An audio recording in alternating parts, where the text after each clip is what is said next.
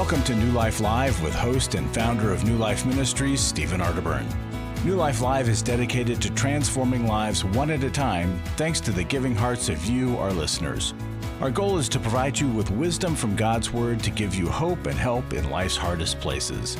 If you have a question you'd like to ask today, our phone lines are open. Call 1-800-229-3000. That number again is 1-800-229-3000. Now here's Steve. Well, hello, everyone. It is Becky Brown, not Steve, and it is also Milan Yerkovich and Dr. Jim Burns joining you today and taking your calls. We're so glad you joined us. And, I was talking to the guys before we started that, there's a lot of us that are north of 50, not only in this room, but throughout the land. And I just think, sometimes when we get, a little bit more advanced, I don't even know what I want to say about that, but, we can have a tendency to look for retirement, looking for, just to sit back and not do anything. And yet I think there's so many good things that come as we get older. But I don't know. What are your perspectives on this, Jim and Milan? Well, I'm liking this stage, this over 50 stage, and I'm a little bit farther than just 50, I'll tell you that much right now. But, Becky, about 10 years ago, I came down with cancer, and the night before I was going to have surgery, I wrote down some phrases that I wanted to pass on to my kids because I was thinking about legacy. I didn't think about legacy when I was young, and I did. You know what one of the phrases was? Have serious fun. What I wanted to say was to them, I wanted to lean into the fact that we need to have serious fun. And I think when we get older, we have that chance. My kids are out of the house. Now I have grandkids, and I have serious fun with those grandkids. But you have to lean into it. You have to make that a habit. You have to decide. It has to be proactive, be intentional about it. And one of the things that my wife and I are really trying to do right now is literally life's not all fun, but for us to lean in and have some serious fun. And the other thing that I found is, games are usually won in the second half, not in the first half. So that's when you have more time to work on your spiritual life, on your soul focus. And so that's an interesting part too, I think, after 50 is sometimes we're just so busy trying to get the kids through. It's Thursday, now it's Friday, we got to do it again. But as we get older, we really can put more energy and time into our spiritual life, and that has given me great strength and great hope, fun, and putting some time into my soul care. Mm-hmm. Yeah, I love that. Milan, how about you? Well, there's a lot of things to work on. The first thing I have to work on is just I have severe name envy for you guys. Becky Brown, Jim Burns. Well, what's your name? Milan Yerkovich. And how do you spell that? Well, which one? The Milan part or the Yerkovich part? How do you spell Jim? How do you spell Becky? The severe name envy is a problem that I have to deal with. Secondly, I'll pray for you. Secondly, it's a big adjustment because I don't feel like I'm 73. I feel like I'm 53 or 40. Sometimes it all depends on which doctor's appointment I'm at. But but the bottom line is that there's a tension in us because we were made initially to be eternal creatures, and so we were made not to die. And then death was imposed upon us. So we have this tension inside. We have this tension of, I feel like I shouldn't not be here tomorrow. But then there's this, the cross is paying for my sin to give me eternal life. And what God did is give me the gift of eternal life reinstated. But we struggle with this gap period in time here. And it's a very difficult time. So there's a struggle. But then, as Jim said, and you're saying, there's a lot of joy. Kay and I are starting to play pickleball, and a lot of fun. But we're still working because we have stuff to contribute and passions on our heart that we want to continue to carry on, and a legacy we want to leave, Jim. Right. Legacy becomes important. Right. Yes. The legacy, that is such a powerful word, and we make it every day.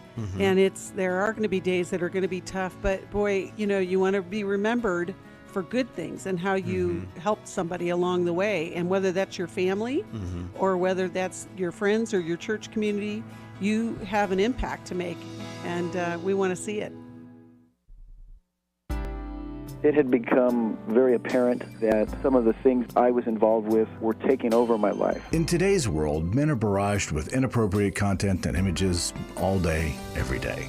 Some say that certain behaviors are just no big deal. It's just part of being a guy. But it's simply not true. It's a battleground for every man, and the opportunities to fail are everywhere. New Life's Every Man's Battle workshop can help. After 7 years, just one weekend, a completely changed man. For over 20 years, New Life Ministries has been helping men regain their integrity and purity through their one-of-a-kind Every Man's Battle workshop. He said, I think this is something that every man should go to. Married, dating, it was definitely life-changing. Now the workshop is coming to Orange County, California, May 13th to the 15th. Don't wait for him to call. To find out more, call 1-800-NEW-LIFE or go to newlife.com. 1-800-NEW-LIFE.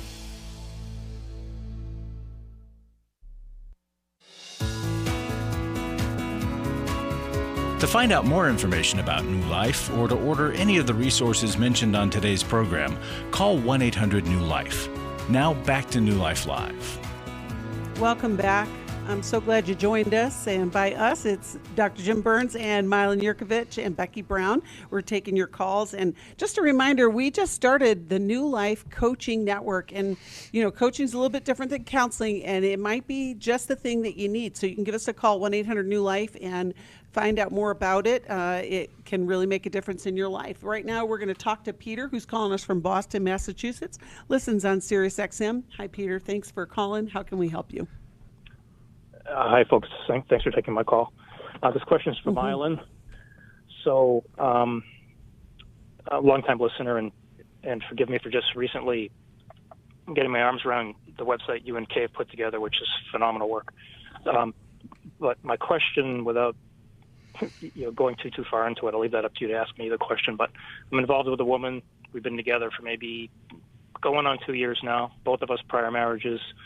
She's 10 plus years younger than me. She has younger children.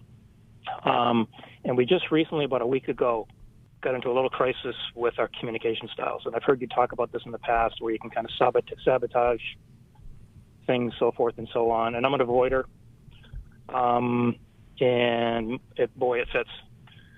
Because we had another incident in the fall, we were able to get through it. But this time around, I wasted no time in really drilling down on some of the work, trying to figure out how to re-engage and how not to repeat the same things I tend to do, in at least with prior relationships, in that I go down under, I go dark, I have difficulty re-engaging. I know I have difficulty sharing emotions and giving any more to a question like, how was your day? I'm like, fine. That's how I'll typically respond. And that's the short question. How can we kind of re-engage?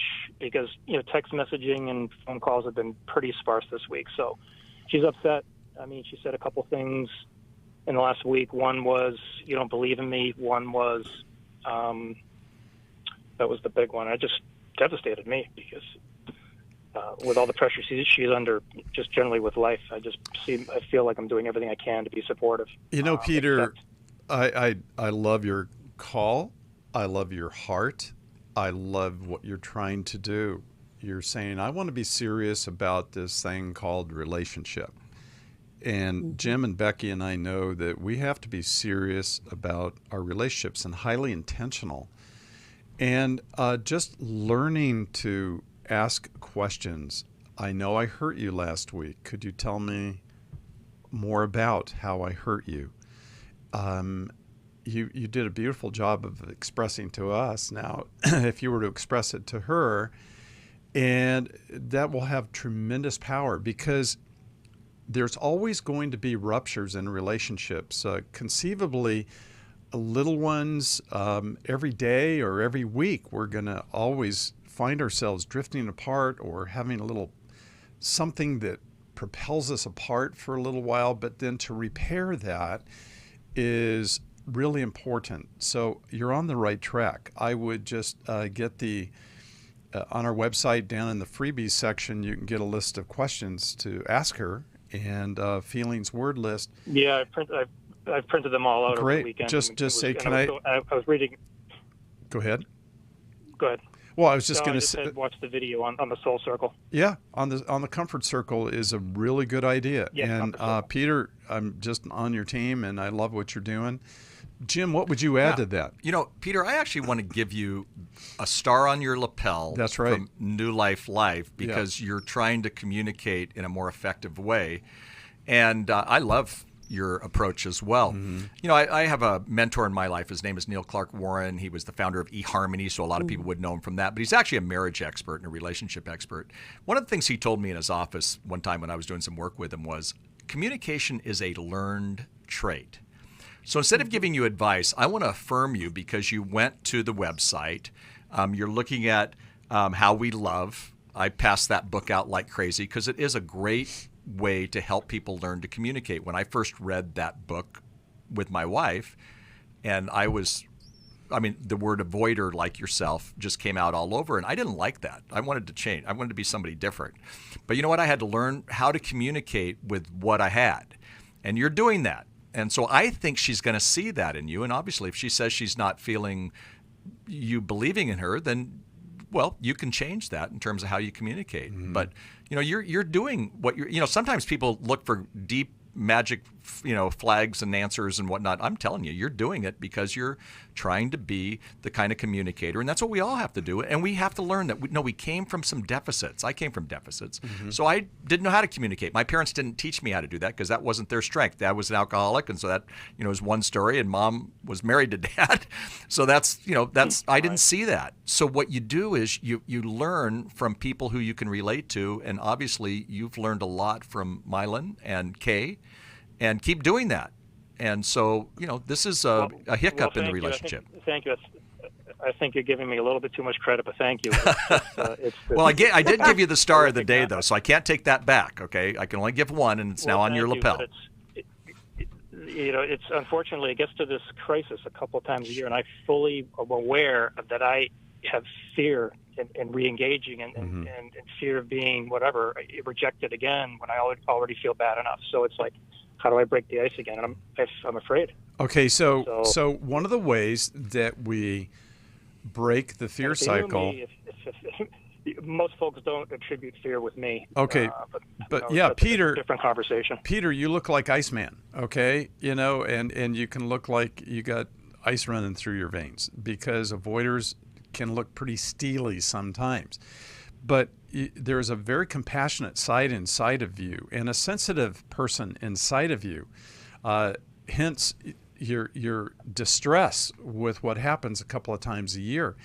And I'm going to add something to Jim's word communication. There's communication, but then there's reactivity, which on top of poor communication skills causes everything to go south, and you called it a crisis earlier, and we call it a core pattern. Yes, absolutely. And that reactivity is what we need to also address and realize fear is going to be one of your primary things you're going to wrestle with, Peter, because avoiders are usually highly accomplished. And they are very success-oriented and task and mastery. So when they find an area they're not really good at or they struggle in, they're going to have high levels of anxiety and fear. But you're doing the right thing. If we are afraid of something, try it. And I encourage you to do that. I have another idea for you, Peter. Have your... I wish I had a pen handy. No. You don't need one. You'll remember this. Did you say she's your girlfriend? Is that right? Is that the word you're using? Yes. Okay. Have your girlfriend listen to this show with you. You can go to the website, newlife.com, and you can archive it and listen to this show. And I would have her do that because she'll hear your heart as we do. Okay. Becky, how many guys do we hear on this show with this kind of a heart, Becky? One, and he got the star today from Jim. No, I'm teasing. But, Peter, I want to add one more thing. If you haven't already done some work with a therapist, that could also help you in this process. Because you talked about you both were married before, and sometimes we're triggered from old relationship habits. Absolutely. So I don't know what happened to your first marriage, but... And she clearly has... damage from, I can see it. I mean, I think I've worked enough on myself over the years to recognize the pain that she feels, and what I would imagine I'm the target from time to time.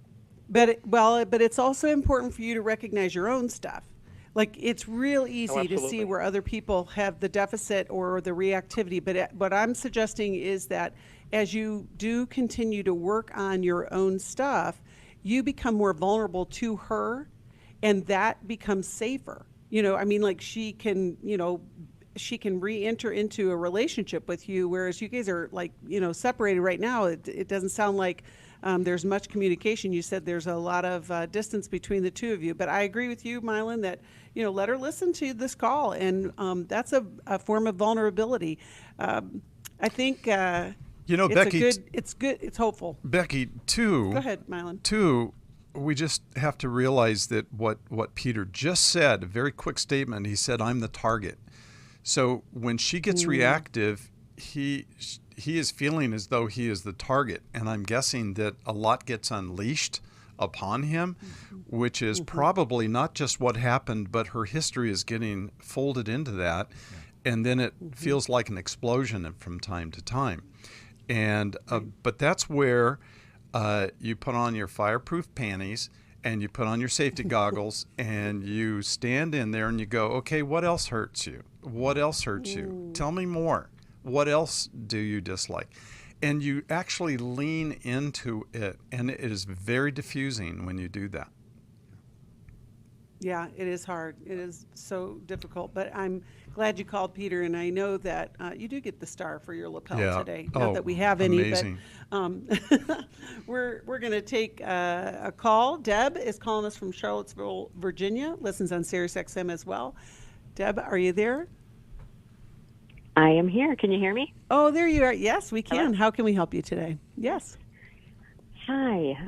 It's interesting. I am having a very difficult conversation in about 15 minutes with my elderly father.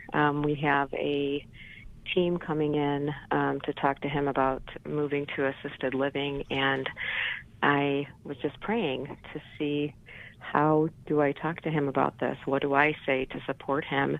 And I turned the radio on, and there you are talking about this stage of life. So any advice on how to support him, so that he doesn't feel like we're abandoning him? But he has dementia, and he's, in need of more support than we can offer. But it's very hard to not feel like you're not there for him, Right. Deb, we're glad you called. Go ahead, Jim. Deb, I would say make sure that you get inside his fears, his mind, what's going on in him, because he may not obviously want to go into assisted living, and at the same time he needs to. So first, before you say here's the plan and we're taking care of it, say I can understand. I recognize where what I might be feeling if I was in your place, and I love you so much, and it's not like we're going away, or reassure him of all the things that he might be fearful about.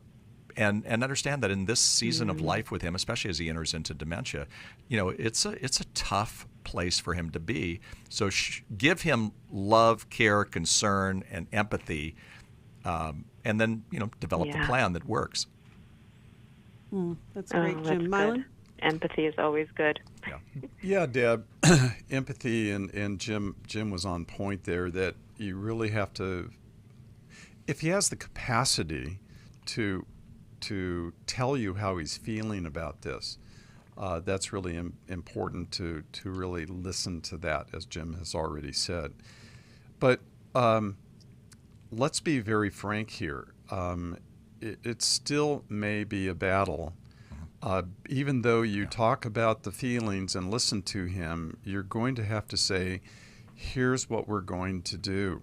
And it's all planned, and it's going to be different, but we're going to help you walk through it and assure him that we're not just sticking you someplace and going to leave you alone. We're going to create a transition plan where we want to listen to you, where we want to be with you and help you do this, and we're going to walk with you in this new direction. Does that sound helpful, Deb? Melon, I had a go ahead, situation, and I mentioned this to you the other. I was at church, and we saw I had a mutual friend of yours and mine who was in an assisted care, and he didn't Yes. want to go. Yeah. And his wife said, "Look, we'll see how this works." And then he said to me Sunday, he said, "I broke out." Well, she brought him out. She gave him some good things to look forward to, sometimes a meal, sometimes this time it was church. But I love that he said, "I broke out." But I said, "How's it going there?" He said, "I like it a lot." He didn't like it when he went in. Right. Yeah. Great. That's a great story, and I think, Deb, that's really going to give you some great tools in these next few minutes before you get going with this group. You know, we want to honor our parents. You know, we talk about that, but we also need to provide good care, and that can be hard when, you know, maybe he doesn't understand, and maybe it's tough on the family to make those decisions, and it's happening over and over again across this country as we age. But we're so grateful for loving family members who really want to do well. We're going to be right back and answer some more calls. Hi, this is Steve Arterburn from New Life Live, and Chris Williams and I are doing the Emotional Freedom Workshop. A lot of people are you could literally say, in bondage from past trauma that has created an emotional web that they don't understand, and it prevents them from being free. A person that loses their temper regularly is not emotionally free.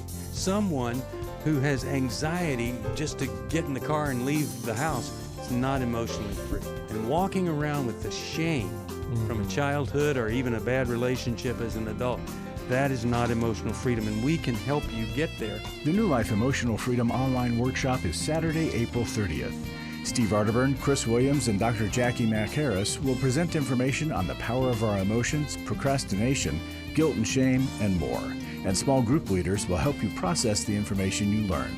Call 1-800-NEW-LIFE or register online at newlife.com.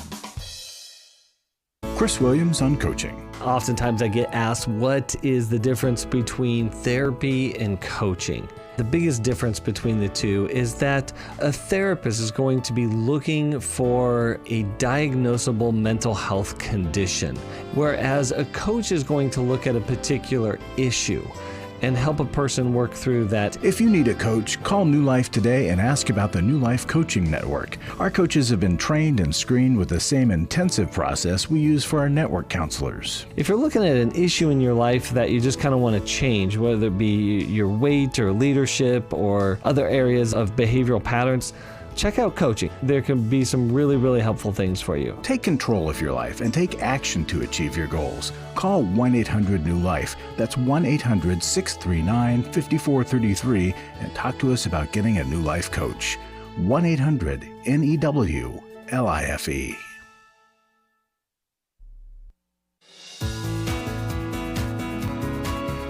We'd love to hear from you. If you have a question or a comment, call toll-free 1-800-229-3000. Now back to New Life Live. We're back.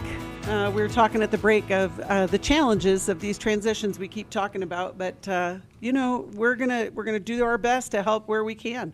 Right now, we're gonna talk to Michael, and he's calling us from Nashville, Tennessee. Watches us on YouTube, and you can too. That's where I usually check in when I'm not on the show. And we're glad you called, Michael. And I think you have a transition as well. How can we help you today? Hey, appreciate you guys' ministry. So I was married for about 20 years, and my wife pretty much left me and the kids, abandoned us pretty much, and so I became a single dad of 20 years of marriage, and didn't date anybody for about 3 years, pretty much just worked, took care of my kids best I could. And so now I've been dating this lady for about 2 years, and we're kind of at that mark of, you know, we need to make a decision on what we're going to do, but I'm really not ready to move forward in marriage. I don't know if I'm fearful, you know, just trusting that is going to happen to me again, you know, just not really 100% for sure if I'm ready to move forward in marriage. So, you know, when is a good time to even know? Like, we've been through some premarital counseling, about 10 weeks of it, with a wonderful church here in the Nashville area, and I just still am not really peaceful about just getting remarried. And I know that, it's going to be at a point where she's either going to move forward or, so makes sense though. Mm-hmm. Yeah, it's a great question to ask too, Michael. We wish more people would ask. Are we ready to get married? All right, Milan or Jim, who wants to start? Well, Michael, you're asking a great question, and I could see why trust would be an issue for you because you were abandoned. Your wife left you and the children, which is pretty rare. When a wife leaves her husband, that's one thing, and then takes the kids or tries to take the kids, that's one thing. But when a wife leaves both her husband and her children, that is a much more severe and more. It's just so much harder because she's walking away from every relationship. So, and then you've been the faithful dad, work, take care of the kids. How old are your kids now, Michael? 22, 20, and 19. Okay, so they're young adults, and have you talked at all to them about it by any chance? Yeah, I have. I mean, I have a daughter. She's 19. She's not really in favor of me marrying her, but my boys, they say, the dad's your decision. I think she's fine, but you do what you got to do, and we understand. And well, here's the deal, Michael. You have, how long have you been divorced or separated from your wife? About 6 years. Okay, so I could see why this would be very hard, and I think for you to want to put your, having almost drowned, I could see why you wouldn't want to get in the water again, and you really, yeah, exactly, yeah, and because it's very frightening if that's happened to you. I have to believe that everybody that gets married has reservations at some level. I think that's a part of the challenge of a commitment. There's never going to be a time, I think, and I don't know what you think, Becky, on this or Jim, but I think we all enter in with some hesitancies, or there's things that are still vague and we're uncertain of. But I will tell you this, that 10 weeks of premarital at a church is not enough work that you need to be doing. I would want to get in with a therapist in the Nashville area that specializes in histories of trauma. I'm guessing that the woman you're dating may have also been married previous as well. Is that true, Michael?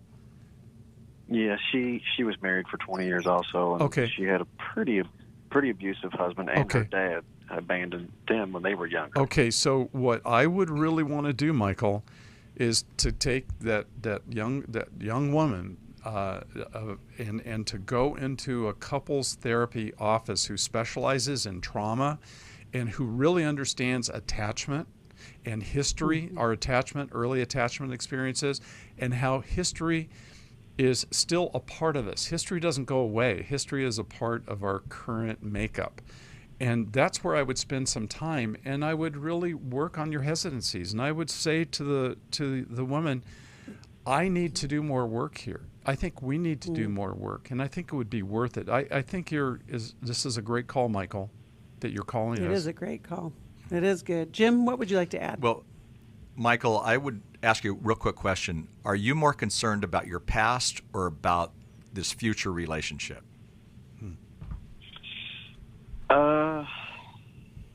Probably that's a great question. Mm-hmm. I just have a lot of fears that it could happen again. Do I really want to invest in all this again? Do I really want to do this over again if it happens? Yeah, I got it. I've got a phrase for you, and the answer is the same as what Milan said, but here's the phrase: before freedom comes pain. And this is terrible because you've been in a lot of pain, but I'm not sure you've experienced the pain of the words he used: abandonment, the trauma that's gone on. And so I would say, face your fears, go get that counseling, work through it, even if you don't do it together at first. But take care of where some of those fears are, and then look at the relationship in a different light. Yeah, I love the question, Michael. We wish more people would ask that question as well. And like you said, Milan, it is a risk. Relationships are risky, and there is a certain amount of risk that you will take. But just like you just said, Jim, sometimes that risk is worth it. And you can find the healing, because healing occurs in relationship. And so it would be great for you guys to get with a therapist to work through that, but also just to ask, after 2 years, I think that question probably needs to be asked. How long are we in for this?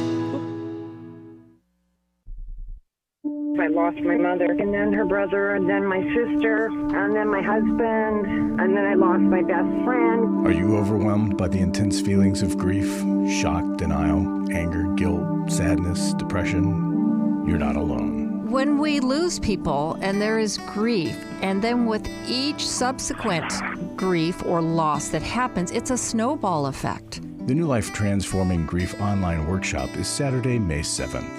You'll get tools to help you understand and process your grief and a community to travel through the valley with you. Let New Life help you process your loss, begin a journey of acceptance, and learn how to extend the comfort you've received to help others grieve and rebuild their lives too. To register or to find out more, call 1-800-NEW-LIFE, 1-800-639-5433, or online at newlife.com. 1-800-NEW-LIFE. I was really living a very anxiety-filled life. I turned on New Life, and the topic that day was about anxiety. And just by listening, I got relief. You can help New Life stay on the air by joining Club New Life today. When you sign up to support us monthly through Club New Life, we'll send you the new member thank you gift of the Life Recovery Bible personal size, the 1-year Life Recovery Prayer Devotional, the New Life Journal, a New Life pen and highlighter, and a New Life zipper tote to hold it all. Plus, there are ongoing benefits like access to the Club New Life video library, the monthly Club New Life CD or download, quarterly resources, free shipping on purchased resources, and discounts on workshops. Call 1-800-NEW-LIFE. That's 1-800-639-5433. Support Club New Life, and together we can help hurting people find help and hope in life's hardest places. Call 1-800-639-5433 to join Club New Life today.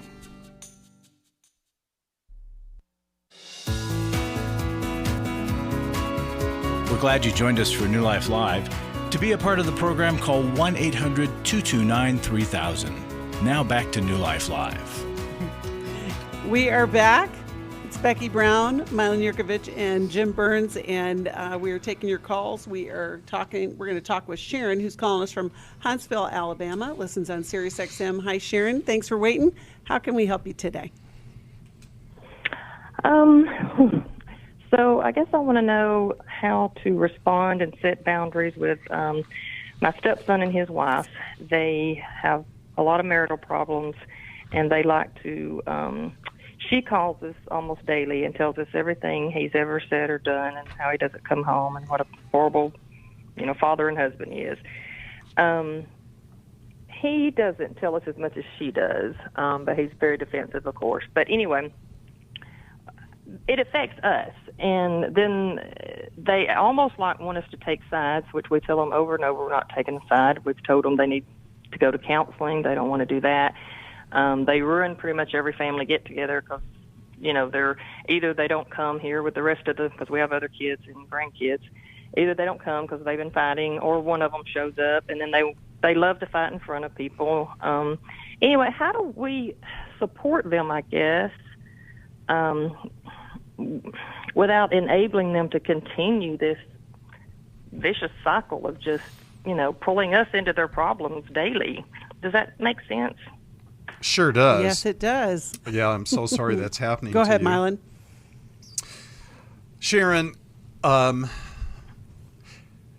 you have every right in the world to sit down with you and your husband with this daughter-in-law and son-in-law and say, look, you guys are home invasion robbers.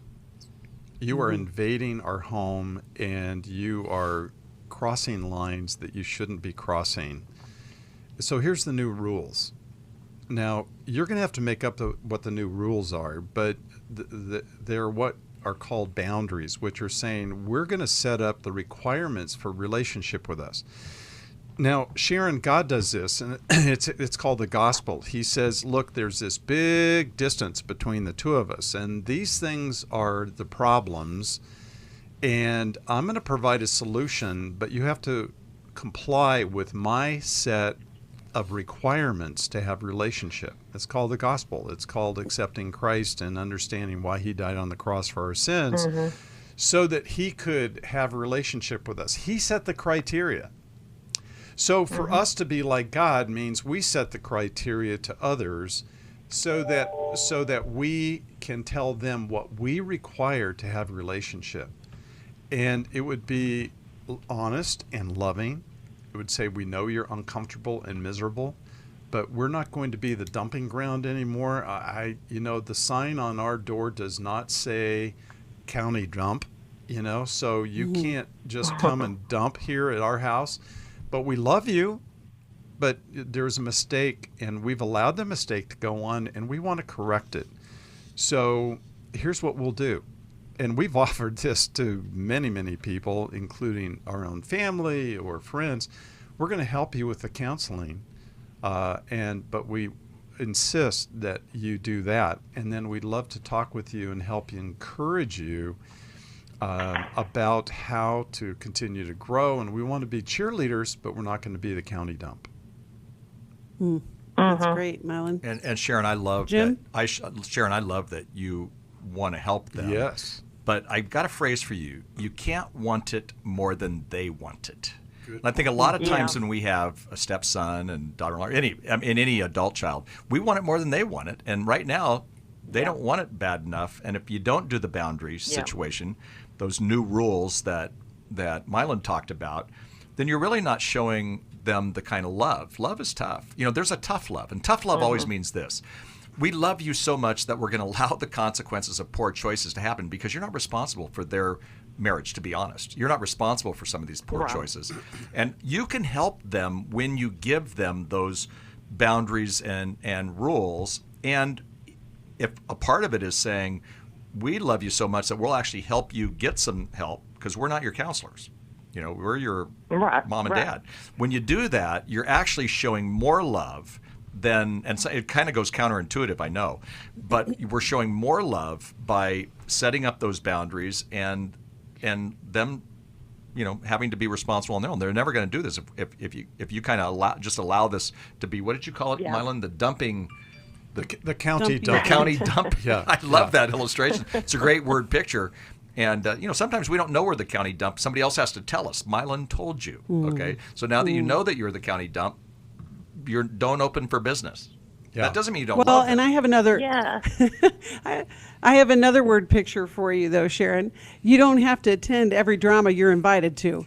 And these two feel like drama king and queen. And so one of the simple boundaries that I think can start this in the right direction would be you don't have to answer every call. That, when your daughter-in-law is calling and she wants to tell you everything, you can let that go to voicemail and then decide when you will call her back. And I know that's really hard for a lot of people. It feels so rude. But we carry these phones around with us, and we think that we have to answer every call. And as much as I get annoyed with talking to voicemail, because I make a lot of calls, but I think it's a very simple boundary to slow down the drama a little bit. And I don't know if you've tried that, Sharon. Have you ever tried that? Yes. And then what I have. happens? And she was very upset, said that, and he's the same way. They will say, I thought you were somebody I could talk to. And she gets upset. I mean, I did that just this weekend. And she said that made her feel like I didn't want her to come over at Easter when I didn't answer the phone.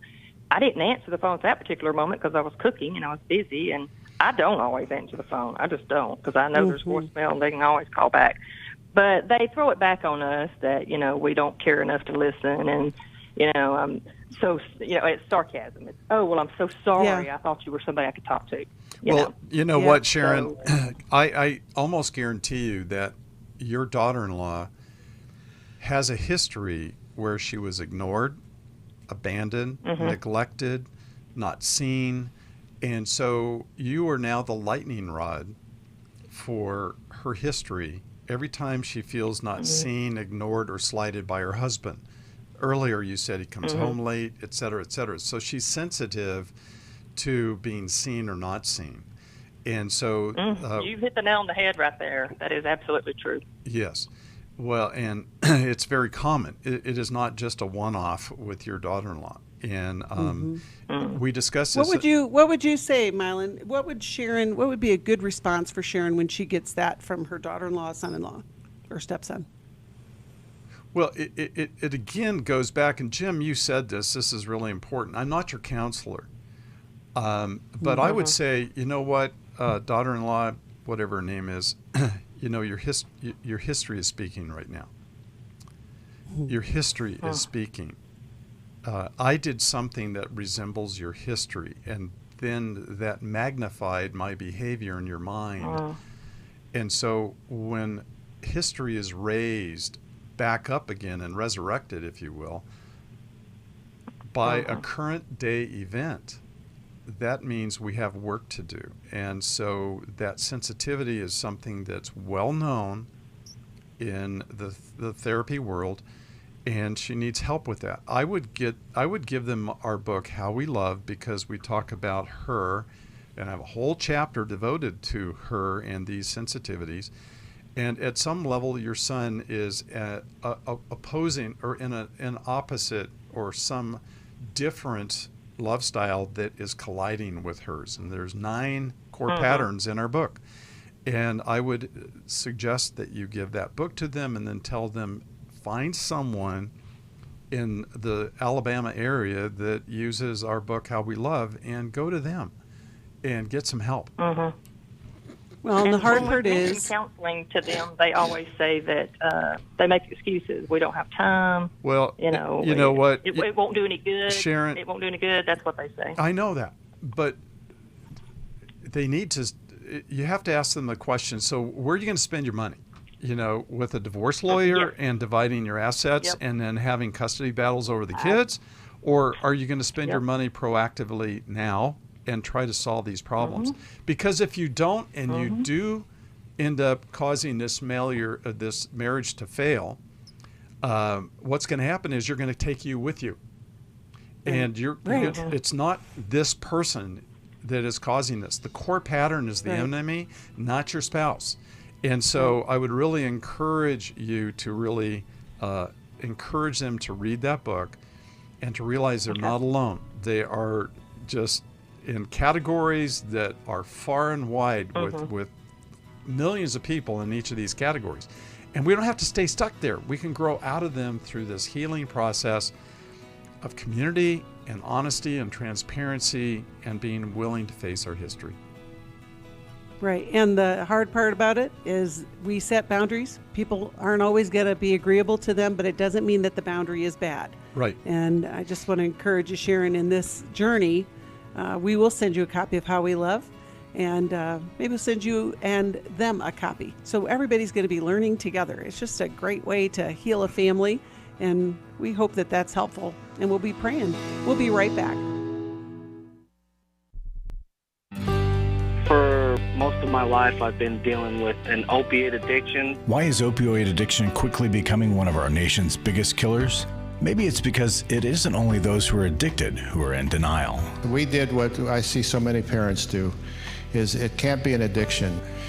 There's something medically wrong. It's impossible to solve a problem when you don't know what you're up against, and families will try to find any explanation except the one that will put them on the right path. Alcoholism and drug addiction is a family disease. It doesn't affect just the individual. If someone you love is abusing painkillers, know what you're up against. It's time to admit its addiction and seek treatment. Call us today at 1-800-NEW-LIFE. We have partner treatment centers around the country. Call 1-800-639-5433 or visit us online at newlife.com. We just made a decision. We will do whatever it takes. 1-800-NEW-LIFE. Hi, this is Steve Arterburn, and for 30 years, New Life has been the most trusted name in Christian counseling. I'm an addict, and I'm trying to get God in my life again. You seem to be able to get to the crux of a problem quickly. Our Christ-centered treatment programs can help you break free to embrace all that God has for you and your family. I just want to thank you guys for bringing me to a relationship with Jesus. There really is help for marital problems, depression, addictions, panic attacks, and feelings of hopelessness. I came back with so many tools to help me prepare myself to fight this struggle and this battle that I have every day. You can start living again today, living the life God intended for you. Help is available at 1-800-NEW-LIFE. They did care, and they did follow up very lovingly, and it made all the difference in my life. Call us at 1-800-NEW-LIFE. Someone who cares is waiting at the other end of the phone. God can open the door to a better tomorrow right now. Just call us at 1-800-NEW-LIFE. 1-800-639-5433.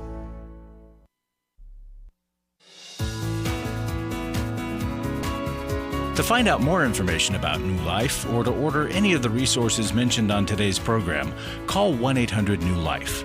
Now back to New Life Live.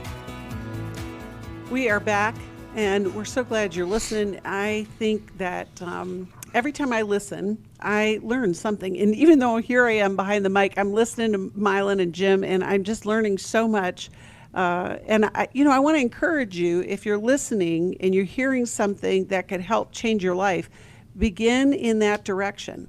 Because, as we've talked about today, 20 years can fly by. Mm-hmm. And if you would have just made that one change over time, just imagine where you would be now. And sometimes it's a difficult boundary, but you can have support around you to do that. And we've got all kinds of resources and workshops that can help you with that. And I think Larry Sonnenberg, who's in the studio, can tell us a little bit more about that. Larry? Well, what do you have for us? I got two things. One is the Emotional Freedom Workshop starting a week from Saturday. And it's online. There's not many reasons why you can't do this, folks.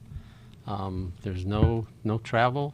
There are no weekends. There's no expense for a room. Just you got to just agree to take a day. And so I want to read you a testimony from this lady that recently went to one of these. She said, "This is the first time I have felt loved by women. The Lord set me free from my mother's story about me not being good enough. I don't have to prove I'm good enough anymore. I finally now have hope that there's a future for me and I'm part of God's plan." It's short and sweet and simple, but how many of you are feeling that way, trying to prove yourself? You were beat down by a parent or a teacher or somebody that you're not good enough. And this is a place you can get through that, or anything else that you're struggling with. So I just want to encourage you to come, make a way. And if money is a problem, it's not real expensive to do this, but if money is a problem, we have scholarships. We'll ask you to give what you can towards it, and we'll make up the difference. But please do that. And I have a second issue here I want to talk about related to the workshops, is the folks in our giving audience that help make the workshops possible, help make this radio program possible. So much that we do, we depend upon your financial support. Here's a simple little note that came to us by somebody who just joined Club New Life. "I've been listening over a year, and it's time to sow a seed in a ministry that has helped me in so many ways in my own life, just by listening to the program." How many of you out there, I can just see all these hands going up, have never given but have listened for years, and you've had all kinds of help. And I would just ask if you would take the number of years and multiply it by 10, 15, 20, 50, $100 for each year, it would make a big difference in New Life. And I've encouraged people in the past, stop the car, call right now. But Milan keeps saying, let them pull over and then stop the car. Yeah, that's a good plan. Yeah, but this ministry depends upon support. And what better ministry to support than what you're listening to these folks encourage people by. So appreciate that. Well, thank you, Larry. And I am grateful for those of you who are listening. And for the month of April, any gift, we'll send you a thank you gift. It's Laura Manja McDonald's book. Larry, you got it in the Heart Handbook. Or did you take it out? Yep, there you right go, here. Heart Handbook. That's there awesome. And just our thank you gift. And Laura's got a great way to encourage you in your healing process. She's one of our speakers at Restore, the workshop for women. And I think that it will bless you. And of course, we just want to say thank you for your support. Before we went to the break, or when we were in the break, Milan, you were talking about something that I think is really such a foundational teaching And especially because we are right after Easter week. This is the week after Easter. And, we were so encouraged on Sunday that the resurrection occurred, and it is good news. But what's the bad news that you were talking about? The C drive, Milan. Do you remember? Thank you. All right. Now, I needed to be cued as to there you go. The C item drive. that I You had know what I'm talking referenced. about, don't I do you? now. Thank you so much. Mm-hmm. You're welcome. Well, the simple point here is that God does not erase our history. So we can be completely forgiven with the finished work of Christ on the cross. That is, our sins are forgiven, past, present, and future sin, and we are guaranteed a security in that relationship with Christ, that God sustains that security based upon his promises for us to have the gift of eternal life. But we must also realize that our history has not been taken away from us. The Bible says, if any man's in Christ, he's a new creature. The old things have passed away. Behold, new things have come. A lot of people think that that means that your history no longer matters. But as we understand and teach on this show, and we teach in our workshops, history does matter, because your brain holds on to your entire history. He doesn't erase where you went to school. He doesn't erase your education. He doesn't erase your likes and dislikes. He doesn't erase that you like pizza. I mean, he just doesn't just create and wipe everything and do a C drive, just clean it out and then totally rewrite the system. That's called sanctification, that we have to grow up and into the relationship and our privileged position so it more resembles the truth of what we have, that we're resembling that here on planet Earth. So we have to pay attention to history. Milan, I heard one of you counselors in here one day years ago say, if the past is still affecting you right now, it's not the past. It's current. Oh, that's what you're saying. That's exactly what I'm saying, Larry, that it does affect us. And when we were talking to Sharon a few minutes ago about how her daughter is highly alarmed when her husband doesn't come home on time, and she is deeply triggered by that, that is her history speaking. Mm-hmm. And we need to be able to acknowledge that and not believe that the current day spouse that I have is the sole reason for what I'm feeling. So that's the key point. No, I think that's very important. The Bible talks about we inherit the sins of a previous generation, or at least the sin bent. And personally speaking, when I was a newlywed, Kathy and I were not doing well. We both came from dysfunctional families, and we decided we're either going to recover or repeat those sins. Yeah. And we were unfortunately repeating them in that first year, not realizing it, but we're kind of imitating those things. And so we put a stake in the ground. And I would say that besides my decision to make a commitment to Jesus Christ, the decision to recover has been one of the hardest but the best, because you can change the trajectory of your life, your family, your future generations when you make that kind of a decision. So it's the, choose to recover, not to repeat. And, it takes one person, but to do that, you've got to repair the past. And when you say that, Jim, we choose to recover, we have to ask the question, from what? Yes. See, and what is it that I'm recovering from? And you have to almost name that. That's right. Henry Cloud has a phrase that I love. He says, if the tooth is infected, pull it. Don't pull the whole, don't take all your teeth out. Just pull what's infected. We've got to figure out what's infected. And I didn't know that when I started this journey. So I had to find what is it that I've got to think through. And all of a sudden, I missed that my dad was an alcoholic. It was what was normal. So we didn't know it. And all of a sudden I'm going, wait, I'm a kid of an alcoholic. I didn't know that because it was just normal to me. It was so I had to say, no, there's some things I have to work through. And in order to work through that not only affects my life, but then it leaks out to my wife and my kids, both either on a negative side or a positive side. It's a great word, leak. They do leak out. Yeah. Becky. I'm grateful for your wisdom. I'm glad that everybody was listening, because I know that impacted them. And I hope that you make a decision. If you heard something today that you recognize that you need help, call us. 1-800-NEW-LIFE. You can go to newlife.com. We are there for you. There is hope. and there's help for you to recover. Make that decision today. Thanks for listening. Thanks for listening. We hope this program has helped you by giving you insights for handling the challenges you face in your life. We want you to know that we're here for you, but you also need to know that New Life Live is a listener-supported ministry.